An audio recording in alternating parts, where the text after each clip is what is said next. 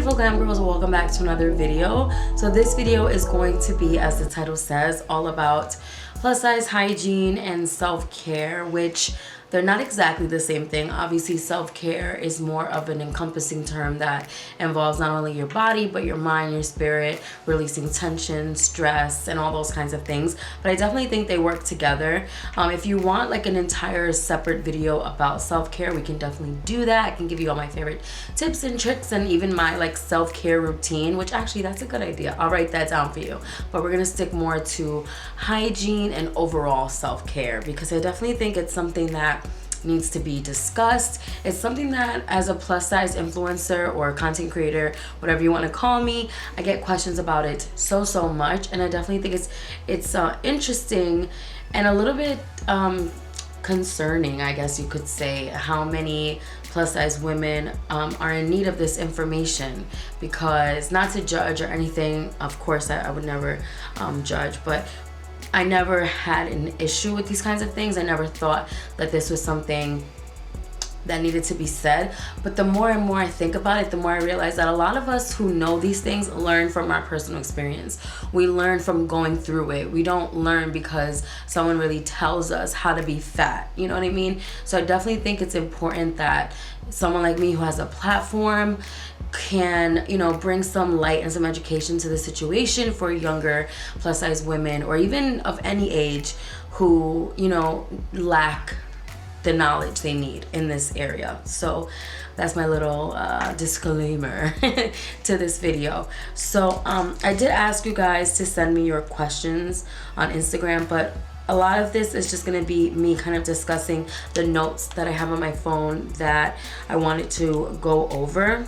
So I guess I'm just going to kind of go off my notes and also just what I think is important to discuss in terms of hygiene. I think overall, of course, number one is that you should be using soap, okay, right? Of course, like that's obvious. But I think that something that some people don't know is maybe the kind of soap to use or where to use it. I think it's very important to say first off the bat that those super perfumey, girly soaps, roses and cupcakes and all these, you know, crazy smells, those body washes are great for smelling nice for your body, but I think it's important to mention that those are not for your downstairs area, and you're not supposed to be putting soap inside of yourself. So I know that a lot of people say this a lot, but it's just worth mentioning because number one, that's just not safe. The vagina is self-cleaning. You don't want to put soap in there. You don't want to douche. We don't want to do any of those things. You're not supposed to be putting things up there. There's only a few things that go up there, okay? So we don't want to be using harsh soaps and chemicals and things that can throw off your pH balance, which can cause like BV and yeast infections and all these kinds of things. But with soap, I think it's important to mention that there has to be some kind of abrasiveness in certain areas. So overall with soap, you shouldn't be, you know, scrubbing your entire body vigorously every day. I know some people are really big into like exfoliating their whole body all the time, and they feel like they're not clean if they don't scrape the first layer of their skin off. But actually, scientifically, you don't need to do that. It's actually bad to do that. It strips your skin of its natural oils, and it leads to like dry skin and eczema and all that kind of stuff. But if you're plus size, you know that you have some extra flaps, some extra rolls, and sometimes like under our boobs we get like a buildup of sweat and skin and deodorant, perfume, and you might want to take a little extra pass in those areas under your arms. For me, like example, like between my hip and my belly, I have a fold there, so I like to get in there. And there's just extra areas that you definitely want to take into consideration: the buildup of oil, sweat, dead skin cells, all those kinds of things that build up, which make you smell bad. Like that's the truth. And I know it's like things that people don't want to say, but when you're fat, you have to take extra care because you will smell bad faster than someone who's thin. The more rolls you have, the more skin you have, the more overlaps, and the more it can cause odors, just like hair and those kinds of things. So You know, there's nothing wrong with that. You just have to take care of it, you know? You want to be, you know, as big as you want to be, that's your prerogative. I don't judge nobody, okay? My ass gets bigger by the day, which is not a good thing, but I want the cookies. I want the cookies. Oh, no, I'm just kidding. But for me, it's not cookies, it's pizza. Pizza and ice cream. You definitely have to take care in those extra areas, first of all, and that's with cleansing. Now, the second thing is like once you get out of the shower, this is a big thing here. Make sure that you're drying off completely.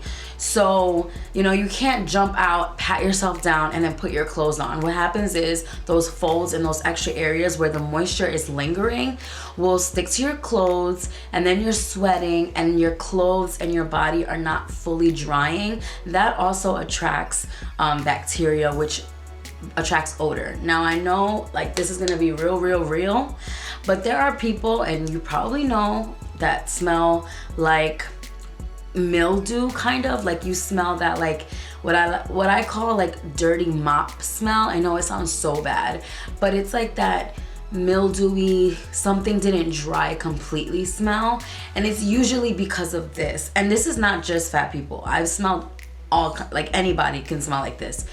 If your clothes don't dry thoroughly and your body doesn't dry thoroughly, or you sweat in your clothes and then it dries and then you wear it again and you wear it again, the buildup of the oils and sweat, again, all these bodily fluids and like, you know, just a buildup of your dead skin cells, all those kinds of things. If you're not drying thoroughly, if you're not washing your clothes thoroughly and wearing the same thing over and over again, it's going to accumulate smell. So we just want to make sure that our bodies are clean, well dried in every area. If you have saggy boobs, get under your boobs, get under every flap, everything between your toes, get everything dry, or like stand in front of a fan. I don't know what you gotta do, lift up your boob in front of the fan, whatever. Just make sure that you're dry. It's kind of like when you have athlete's foot and they tell you to make sure after you wash your feet that you dry them completely, because why?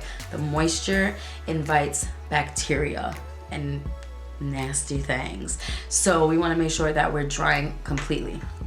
Next, I guess in the realm of self-care would be moisturizing, hydrating lotion. I saw in my Instagram when I asked you guys to give me your self-care and hygiene questions, someone asked how to make your perfume smell stronger and last longer, which is a really good question. So the way you do that, first of all, if you apply your lotions and perfumes when your skin is still moist after your shower, so right after the shower, dry down and then go in with your lotion and then go in with your perfume and layer. So if you have a lotion that matches your perfume, you do those together. And then for example, I'll do like a body lotion with the corresponding body spray and then a perfume, and by layering those, the scent lasts longer. It's kind of like with lipstick when they tell you to put a lip liner before the lipstick, because it's an extra layer of the scent or the color, and that will prolong how much it smells. Another thing is where you put your perfume. The places are behind your ears, your wrists. Another tip that I learned is to put perfume by your calves and your knees. And what this does is throughout the day, the scent will go upwards, which I know sounds so weird, but technically, or like scientifically, this is a fact, that the scent will start to go upwards, and that will kind of give your scent longevity. I'm crazy with perfume. Like I'll just be like all over my body just because I'm Puerto Rican and we do that. But I do, like with my Chanel, I will do like my wrists, and then I think you're not supposed to rub them together, but whatever, you go like this and it's supposed to evaporate, and then do some behind your ears, your neck, and then like on my knees, and that's supposed to be what keeps the scent on for longer. But remember also, like, you're not gonna smell your perfume all day. It's gonna go, you won't be able to smell it, but other people will be able to smell it. Also, you could spray it in your hairbrush and go through your hair, or even just spray it in your hair. That's another way to make it last longer.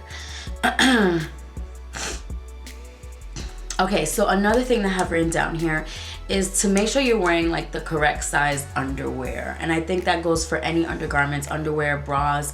Make sure that everything you're wearing is the correct size. If something is too tight and it's not letting your parts breathe, you're gonna be sweating more. Again, it's gonna cause odor, it's gonna cause discomfort, it's gonna cause weird lines under your clothes. I know that sometimes as fat girls, we be sticking our asses and shit we don't fit in because we feel self-conscious about going to a next size. But you know what? It's not about what the number says, it's about how it feels on your body.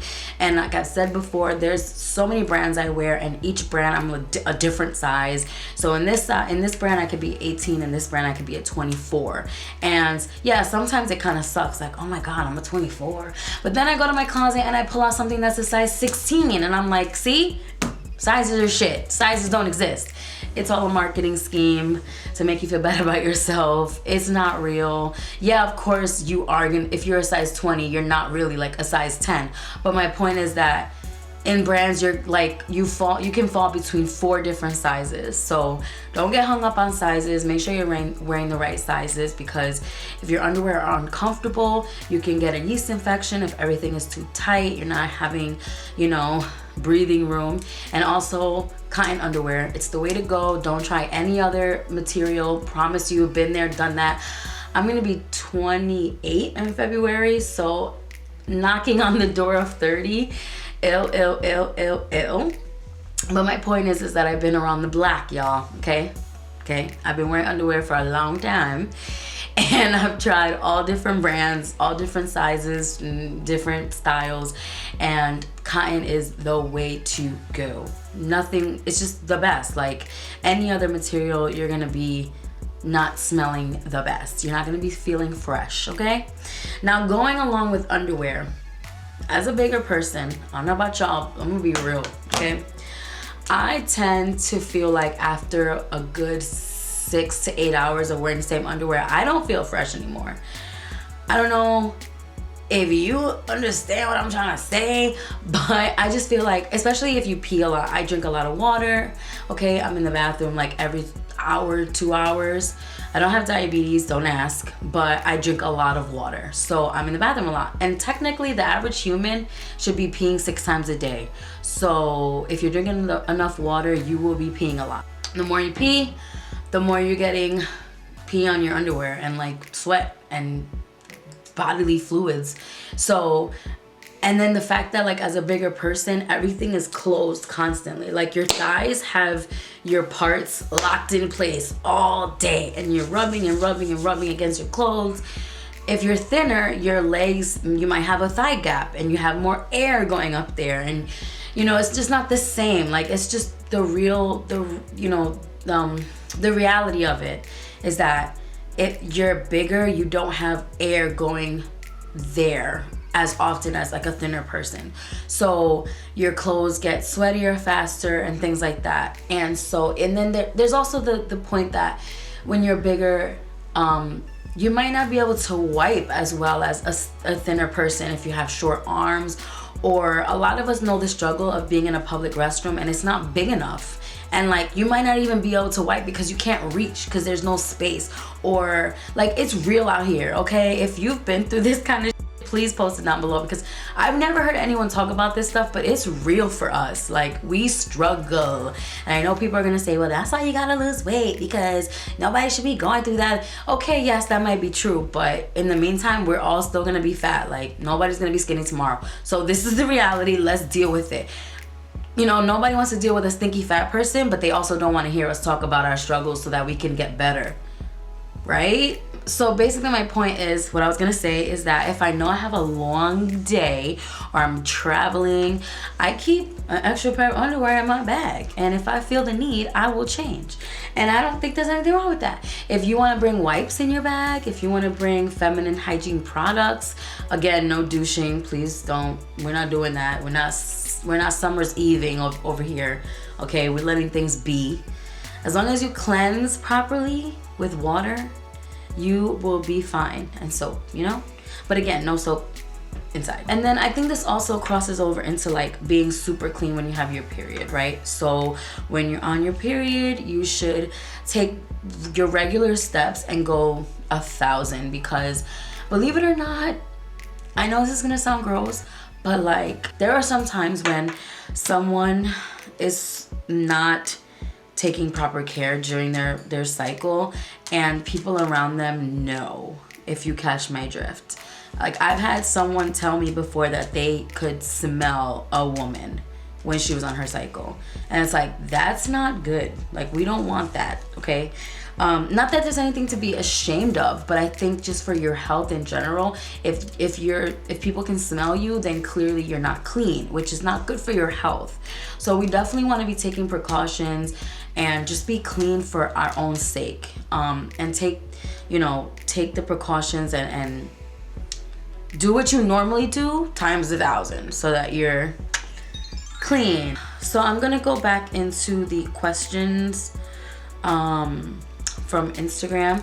So I see a lot of questions are about how to get rid of the darkness between your thighs.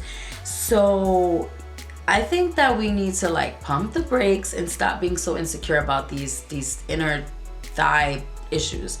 I think a lot of it comes from our fear of not being attractive when someone goes down there, and I think that that's really sad, because if you find someone who loves you or likes you for you and really wants to be with you, that's not gonna be something that really like ends the relationship or should have a bearing on that person's wanting to be with you. And if it does, they're an ass and you shouldn't want to be with them anyway. But if it's something that's really, really severe and you feel like it's a real issue and it's, very dark, or it went from 0 to 100 really quickly, or it changed, or if you really feel like it's a severe issue, then you might want to see a doctor, because it can be a sign of like hormone imbalance, diabetes. Like there's a few like health issues that can be an indication of. So I mean, if it's just like a little kind of surface, physical thing that bothers you, I think that practicing self-care and self-confidence and self-love can really help kind of alleviate some of that stress. But there's just some things that you can't really like help, as a big girl. And it's hard. It's hard when you know that you can never achieve a certain body because your body is the way it is. But that's something you have to come to terms with, and that's a part of self-love and self-care and self-confidence, and working on that and working on true body positivity and body love. So back to the Instagram questions. We have FUPA sweat and how to combat it. Not talk, please. So I actually use deodorant, and I know that for some people deodorant might not be an option, because there are some people that believe deodorant leads to cancer or leads to this and that. And I just think that if we're gonna be nitpicky about deodorant, we have to be nitpicky about everything, because pretty much everything around us has all types of chemicals. And I think that definitely there's ways to help yourself, eating healthier, eating organic, eliminating plastic, eliminating this or that. But if we're gonna be real, if you're not gonna use deodorant, then you can't use toothpaste, and you can't use face wash, and you can't use this and that, you know what I mean? So for me, it's like deodorant is the thing that really helps me. It's what I use for chafing on my thighs in the summer. I wear dresses and skirts and maxi dresses all summer, and I keep deodorant in my purse, and I literally will stop in the street and put deodorant on my thighs, because my thighs not chafing and me being comfortable is so much more important than what John and Sally in the street think. Like I've had people look at me and I'd be like rubbing my thighs with deodorant, as long as I'm not like flashing anybody. Like I do it under my dress. But yeah, it might look weird, but I don't care. When it's 90 degrees outside and I'm wearing a dress, I have to be comfortable. So I also use deodorant under my arms, under my boobs, on my rolls, like right here on the side, and also like I guess in the FUPA thigh crease, I guess you could say, around there as well. And it really makes such a difference. I mean, you can use deodorant wherever, I guess, as long as you're not putting it obviously in your special place. But for me, it really helps. Another thing I wanted to mention, my husband also wanted to say that with deodorant, he swears by deodorant as well. It's like our #1 thing in this house. We have like 7 sticks of deodorant at all times. And a lot of times men's deodorant works for women and women's deodorant works for men. So don't be hung up on deodorant for men or deodorant for women. Try different products. Not everything is going to work for you. Try different ones and you might have luck with a specific one, you know, until you find the right thing. So just keep trying different stuff. Let's see. How exactly can I shave my lady parts if I can't see it? I've tried a mirror and I always miss patches. Oh, you know, for me, I guess I've kind of gotten it down to a science because I've been doing it for so many years. But I mean, it happens. Like sometimes you're gonna miss, but I think, you know, after, like, you have to practice and also be careful using a razor, like the specific like girly razors that have the protective bands and the protective like lotion around the razor part can be really helpful because you can be a little bit more liberal and kind of go a little bit quicker without having to worry that you're gonna cut yourself. And then maybe even using, like, holding the razor at the end kind of helps you get into certain places to get like a better shave. Even though you can't exactly reach, the razor will reach for you, if that makes sense. But yeah, definitely just practicing, and once you start learning your body more and learning, you know, what you're doing, it's kind of like people who can do their makeup. Like I can do, you know, my lipstick without looking in a mirror. I can put mascara on without looking in a mirror. So it's kind of the same thing. Like once you get to know your body more and you practice more, you'll get the hang of it, because I mean, what else can you really do? Unless you like put a mirror below you. You could try that. How do you keep the downstairs smelling and feeling fresh and clean? So again, I think that taking the extra steps to, you know, like change your underwear or bring wipes and things like that is really helpful. But I think we also have to remember that you're not supposed to smell like roses. And I think this is just something that's so hard for a lot of women to get, because we've been so programmed to think that we're supposed to taste and smell so fresh like roses and be amazing. And it's like, no, like vaginas smell like this or that, like they're musty, they're this, they're that, like everyone's gonna smell different. And that's just the reality of it. Like there's really, as long as you're cleaning yourself properly on a regular basis, there's nothing else you can do. Like there are some sprays, like there's this spray from Queen V, and it's like a rose water refreshing spray, and I tried that and I liked it. I thought it really helped.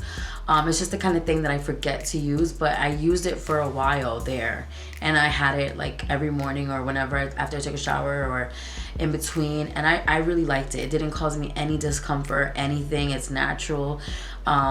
And I tend to be sensitive with stuff like that, so I actually really enjoyed it. They also have lube and special soap, and I've tried all of it and I really liked it.